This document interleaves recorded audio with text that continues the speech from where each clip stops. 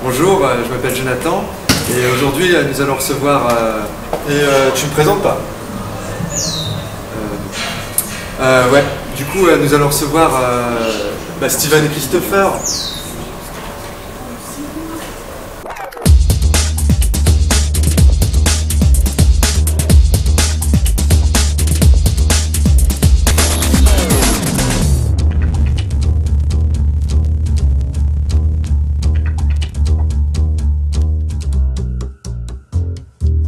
Moi c'est Steven. Et donc je suis Christopher. Par déduction. Déduction.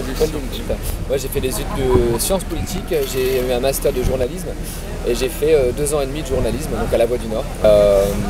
Et voilà, et après j'ai démissionné de mon boulot de La Voix du Nord pour me lancer avec Christopher. Et moi j'ai fait du droit, j'ai fait 5 ans de droit, moi je voulais être avocat à la base, donc j'ai fait des études pour être avocat, j'ai passé le concours d'avocat une fois, je l'avais pas eu la première fois, j'ai tout fait pour le passer une deuxième fois et en fait pareil on a commencé la scène à ce moment-là, donc je l'ai pas passé une deuxième fois puis on est allé sur la scène à ce moment-là en fait. Moi en fait quand on a été repéré en fait c'est notre metteur en scène du premier spectacle qui était dans la salle qui a dit que quand on était à deux sur scène ça marchait plutôt bien et il nous a conseillé d'écrire un sketch mais un sketch avec notre propre écriture, notre propre vie en fait et du coup on a écrit un sketch qu'on a joué dans un festival pareil d'humour là pour le coup, pas de théâtre, d'humour dans le Nord. C'était complet et on l'a joué la première fois qu'on jouait à deux un sketch de notre écriture et ça a très bien marché en fait, donc on a été très surpris de ça nous avait plutôt plu, l'expérience était sympa et du coup après on a enchaîné à faire des scènes ouvertes à Lille. Là lui il travaille encore, moi j'étais en train de préparer mon concours et on s'est posé la question, on connaissait l'émission de Laurent Ruquier, on s'est posé cette question en regardant l'émission en se disant pourquoi on n'irait pas, mais vraiment pour rigoler au début, voilà il lance ses humoristes, pourquoi on n'irait pas, on a envoyé une vidéo, 3 semaines après on a une réponse en disant oui c'est bien, venez sur le plateau. On est arrivé sur le plateau, c'était en octobre 2011 la première fois.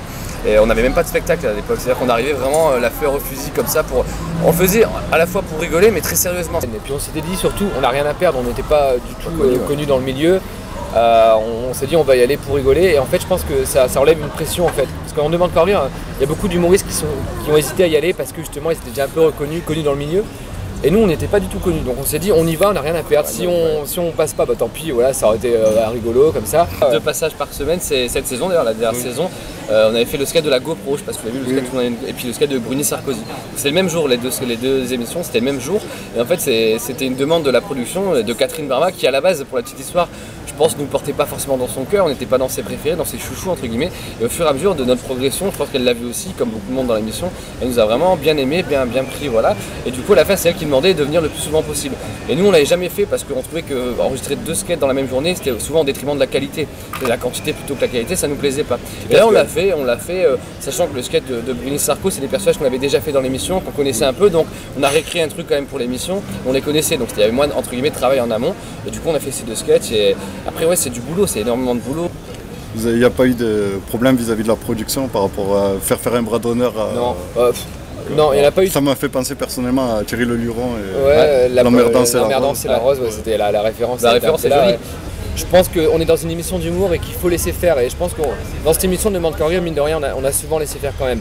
La première fois qu'on est venu, on était arrivé vraiment à la dernière minute, voire un mois avant, on s'était dit on va faire 10 dates. Donc on était dans un théâtre qui n'était pas homologué, un théâtre qui n'était pas référencé dans le programme du off.